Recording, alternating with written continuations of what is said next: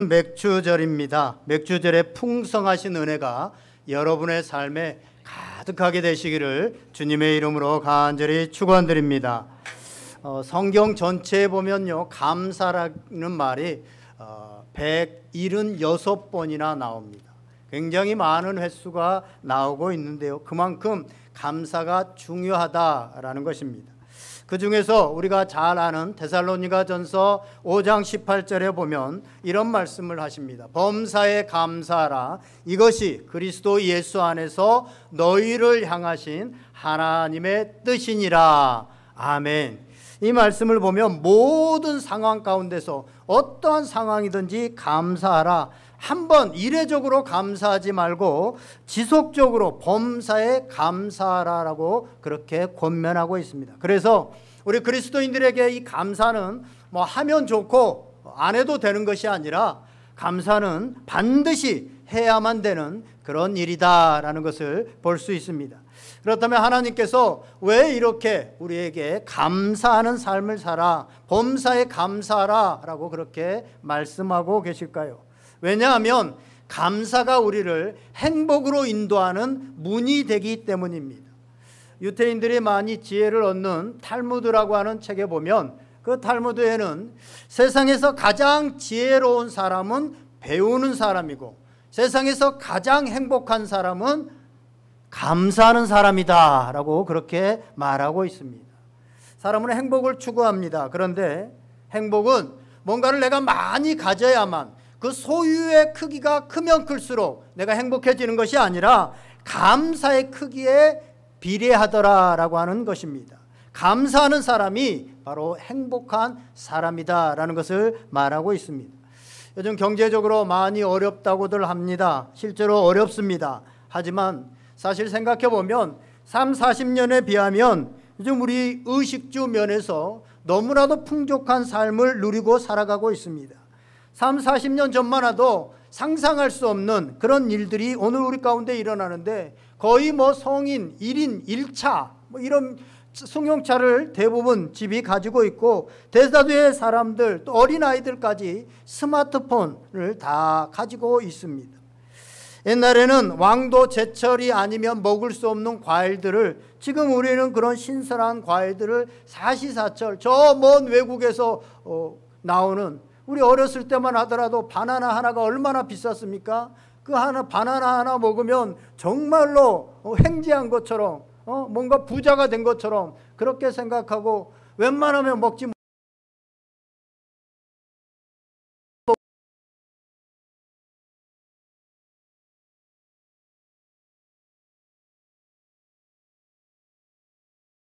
본다면 얼마나 부러워하겠습니까? 이처럼 대다수의 사람들이 생활이 넉넉해졌습니다. 그래서 우리가 행복해졌나요? 그런데 안타깝게도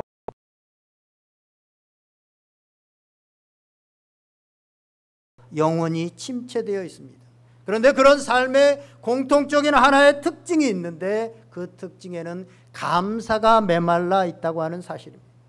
여러분, 행복해지려면 감사의 눈을 떠야 됩니다. 여러분, 많이 가졌다고 행복해지는 것이 아니라 감사한 사람이 행복해진다고 하는 사실을 다시 한번 기억할 수 있기를 바랍니다. 그렇다면 오늘 우리는 무엇에 감사해야 될까요? 특별히 우리 그리스도인들은 무엇에 감사해야 될까요? 오늘 두 가지만 말씀드리고 말씀을 마치려고 합니다. 첫 번째, 오늘 본문에 보면 바울이 하나님께 감사하는데 그 이유가 그리스도 예수 안에서 너희에게 주신 하나님의 은혜로 말미암아 감사한다라고 그렇게 말씀하고 있습니다.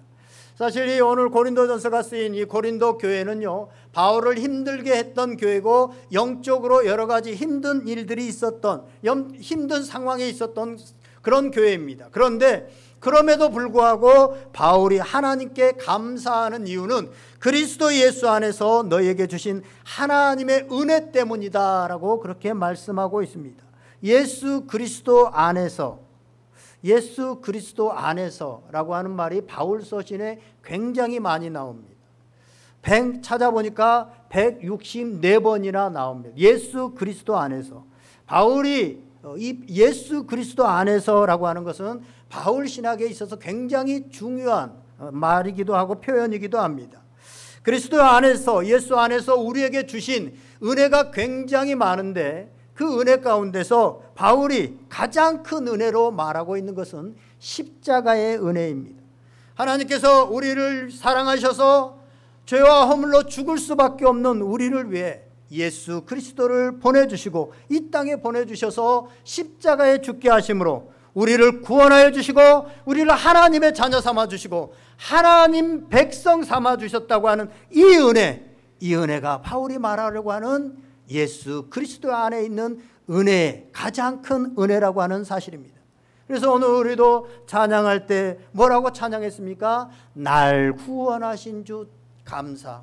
날 구원하신 주 감사. 날 구원하여 주신 그 주님을 감사하는 것을 보게 되어집니다. 이러한 구원의 기쁨과 감사를 가장 잘 알고 표현한 성경의 인물이 있다고 한다면 하박국 선지자일 겁니다. 우리가 잘 아는 하박국서 3장 17절에서 18절에 보면 이렇게 말씀합니다. 비록 무화과 나무가 무성하지 못하며 포도나무에 열매가 없으며 감람나무에 소출이 없으며 밭에 먹을 것이 없으며 우리의 양이 없으며 외양간에 소가 없을지라도 나는 여호와로 말미암아 즐거워하며 나의 구원의 하나님으로 인하여 말미암아 기뻐하리로다. 아멘. 할렐루야. 이 구원의 기쁨, 구원의 감격을 가장 잘 표현하고 있습니다. 하박국이 살던 시대에는 전쟁의 위협이 있었습니다. 정치적으로 타락한 시대요, 종교적으로 희망이 없었던, 희망이 보이지 않았던 그런 시대였습니다. 그런데 거기다가 풍족한 추수를 기대했는데 풍족한 수확은 고사하고 설상가상으로 소와 양까지 다 잃고 말았습니다. 그런데 그런 상황 속에서도 하박국이 감사하고 기쁨을 잃지 않았던 것은 여호와 하나님으로 말미암아, 여호와 하나님의 구원으로 말미암아 기뻐하고 감사할 수 있었다고 하는 사실입니다. 할렐루야. 여러분에게 이런 구원의 기쁨과 감사가 오늘 넘쳐날 수 있기를 주님의 이름으로 간절히 축원드립니다. 우리 그리스도인들에게 구원받은 사실, 하나님의 자녀가 되었다는 사실, 우리가 천국의 백성이 되었다고 하는 사실을 그 무엇과도 이 세상의 어떤 권력이나 어떤 재물로도 비교할 수 없는 가장 큰 감사의 제목입니다. 그래서 시편에 보면 다윗은 범죄하고 난 후에 회개 기도를 하는데 이렇게 기도합니다. 시편 51편 11절을 12절에 보면 이렇게 말씀합니다. 나를 주 앞에서 쫓아내지 마시고 주의 성령을 내게서 거두지 마옵소서. 주의 구원의 즐거움을 내게 회복시켜 주시고 자원하는 심령을 주사 나를 붙드소서. 아멘. 주의 구원의 즐거움을 내게 회복시켜 주시옵소서. 범죄로 인하여서 어떤 이유로 인해서 이 구원의 즐거움을 잃어버렸기 때문에 너무나도 답답해서 어찌할 수 없는 상황 가운데서 주님, 구원의 즐거움만은, 구원의 감격만은 내게서 떠나지 않게 하여 주시옵소서라고 기도하고 있는 것을 보게 되어집니다. 이제 우리 설교 후에 오랜만에 성찬 예식을 하게 되어집니다. 참 감사한 일입니다. 그동안 코로나로 인해서 여러 가지 제약 때문에 우리가 성찬 예식을 하지 못했는데 다시 할 수 있어서 너무나도 감사합니다. 여러분, 성찬은 우리를 구원하시기 위해 예수님께서 십자가에서 흘리신 그 피와 살을 기념해서 감사함으로 받고 우리도 그의 삶에 동참하며 그렇게 자원하는 심정으로 살아가겠습니다 라고 하는 마음으로 받는 것이 바로 이 성찬입니다. 그러므로 오늘 우리는 빵과 포도주를 먹고 마실 때 주님의 십자가의 은혜, 구원의 은혜를 감사하며 그 은혜가 회복되는 시간이 될 줄로 믿습니다. 사랑하는 여러분, 행여 우리 가운데 어떤 이유로 인하여서 구원의 이 은혜와 감격과 감사를 잃어버린 분이 있다면 오늘 말씀을 듣고 성찬을 행하는 가운데 구원의 기쁨과 감사가 다시 회복되어져서 세상의 모든 것들을 잃어버릴지라도 너무나도 기쁘고 감사한 그런 삶을 살아가는 복된 성도들 다 될 수 있기를 주님의 이름으로 간절히 축원드립니다. 두 번째 감사의 제목은 사람에 대한 감사입니다. 오늘 본문을 보니까 내가 너희를 위하여 항상 하나님께 감사하노니라고 말씀합니다.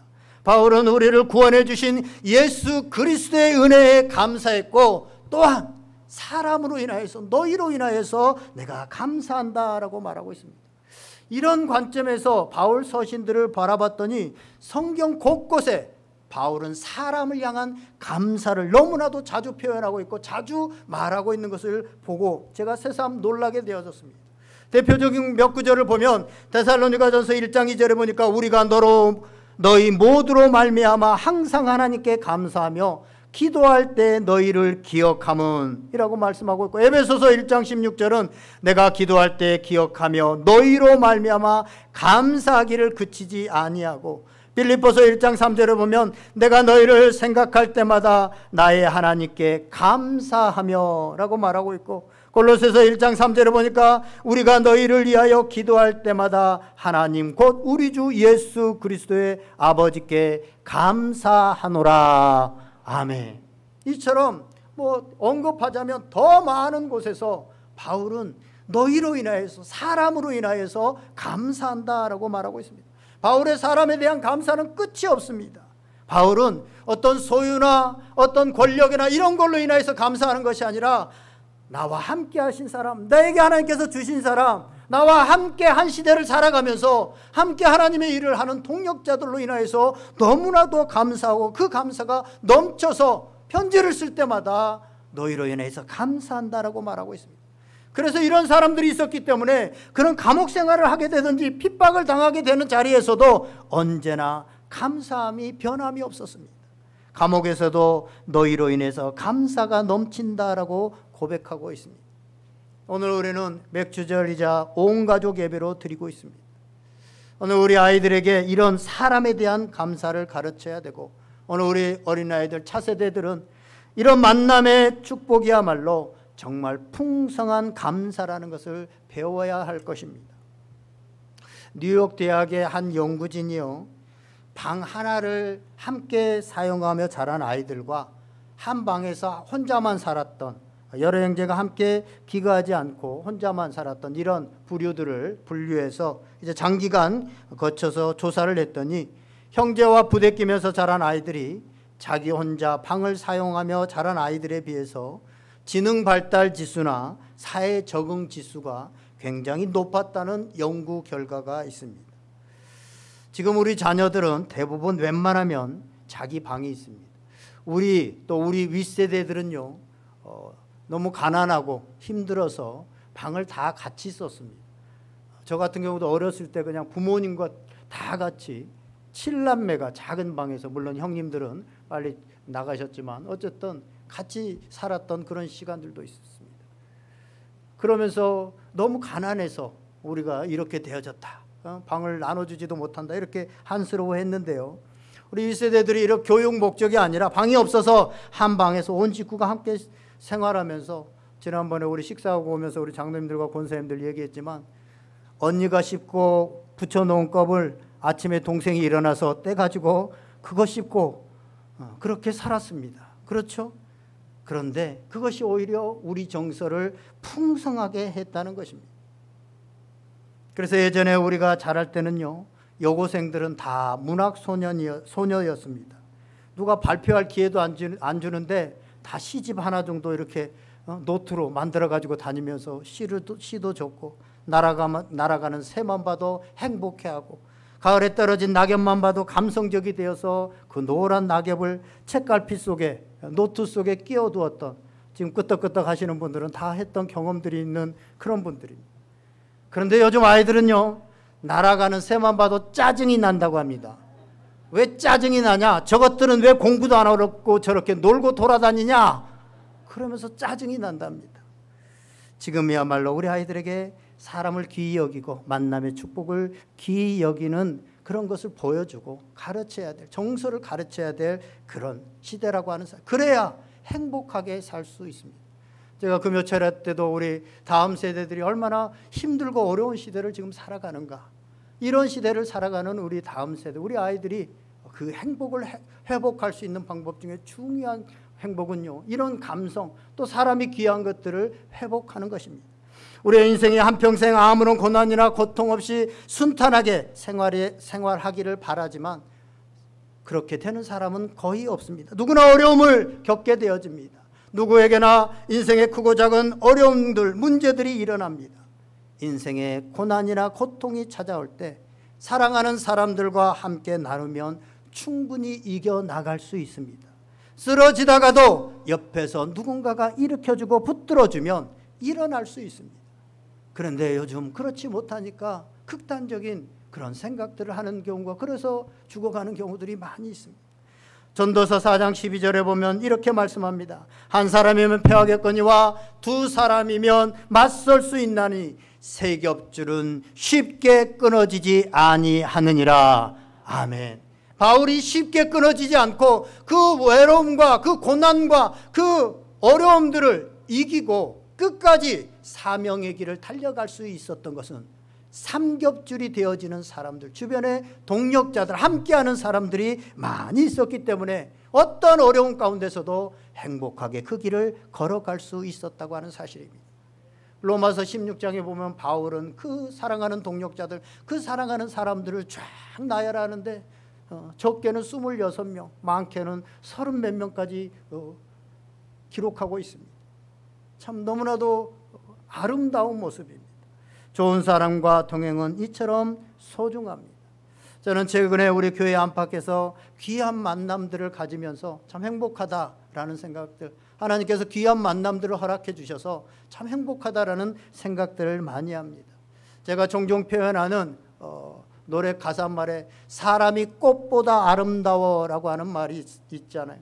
사람이 꽃보다 아름답고 꽃보다 향기롭다는 것을 아는 인생, 이 땅에서 다른 어떤 감사의 제목들보다도 나에게 이 붙여주신 사람, 그것 때문에 내가 감사하다라는 것을 인식하는 사람들은 행복한 사람입니다. 사랑하는 여러분, 사람을 소중히 여기고 사람에게 감사하시기 바랍니다. 그러면 여러분의 삶이 행복해질 것입니다. 기쁨이 넘칠 것입니다. 어려움이 있어도 그것을 이겨나갈 수 있게 될 것입니다. 특별히 교회 안에서 한 형제, 한 지체된 사람들은요, 더 소중합니다. 어쩌면 육신적인 가족보다 더 귀한 사람들입니다. 하나님께서 붙여주시고 우리에게 한 몸이 되게 하신 사람들이기 때문입니다. 그래서 내 옆에 있는 내 형제 자매, 또 우리 교회 지체들이 귀하다는 것을 알고 감사하는 삶을 살 때 우리는 행복하게 되어진다고 하는 사실입니다. 이제 말씀을 정리하려고 합니다. 여러분, 헬런 켈러라고 하는, 제가 언젠가도 말씀드렸지만 아시죠? 듣지도 보지도 또 말하지도 못했던 이런 사람이 20세기 타임지에 전 세계 영향력을, 가장 크게 영향력을 미친 백인 안에 들어갔던 사람입니다. 그가 그럴 수 있었던 것을 그의 전기나 책을 읽으면서 제가 보게 되어졌는데, 왜 그러냐? 그가 이런 말을 합니다. 나에게는 너무나 많은 것이 주어졌다. 그렇기 때문에 나에게 어떤 것들이 없는지 생각하면서 머뭇거릴 시간이 없다라고 말하고 있습니다. 얼마나 감동적입니까? 평생 보지 못하고 듣지 못하고 말하지 못하고 사는 사람이 하나님께서 나에게 주신 것이 너무나도 많다. 그래서 내게 없는 거, 그것 찾아보려고 머뭇거리고 생각할 시간조차도 없다. 있는 것을 누리고 있는 것으로 살아가기에도 나는 너무나도 벅차고 행복한 인생이다 라고 말하고 있는 것입니다. 이처럼 그의 감사하는 마음이 그로 하여금 장애를 딛고 위대한 인물이 되게 하지 않았나라고 하는 생각을 하게 되어집니다. 그렇습니다. 하나님께서 우리에게 주신 것들 너무나도 많습니다. 수만 가지가 넘습니다. 찾아보면 밤새도록 적어도 적지 못할 만큼 우리에게 지금 주신 것들이 너무나도 많이 있습니다. 그러나 우리는 늘 우리에게 없는 한두 가지에 초점을 맞추고 나는 불행하다, 나는 행복하지 못하다, 그렇게 살아가고 있지는 않습니까? 오늘 이 아침에 다시 한번 하나님께서 우리에게 주신 것들에 초점을 맞추고 그것에 감사할 수 있기를 바랍니다. 특별히 우리에게 주신 두 가지, 오늘 말씀하신 두 가지, 첫 번째로는 우리를 구원하여 주신, 세상에 많은 사람들이 있지만 오늘 하나님의 자녀 삼아주셔서 이 예배의 자리에 나와서 감격적으로 나를 구원해 주신 주님 감사합니다, 예배할 수 있는 이 은혜를 주신 거 너무나도 감사하다는 것을 여러분들 반드시 기억할 수 있기를 바랍니다. 이 구원의 기쁨이 여러분의 삶에 넘쳐나시기를 주님의 이름으로 축원드립니다. 또 하나는 내 주변에 많은 사람들, 좋은 사람을 주셨다고 하는 것을 감사할 수 있기를 바랍니다. 나하고 함께 사는 사람들, 또 함께 교회에서 지체된 사람들, 이 사람들로 인해서 내가 있을 수 있다고 하는 사실들을 기억하고 사람들에게 사람으로 인해서 감사할 수 있는 그런 복된 삶, 그래서 행복이 넘치는 삶, 그들과 함께 행복을 함께 나누며 주님 오시는 그날까지 살아가는 복된 인생이 될 수 있기를 주님의 이름으로 간절히 축원드립니다. 이제 우리 다 같이 찬송가 229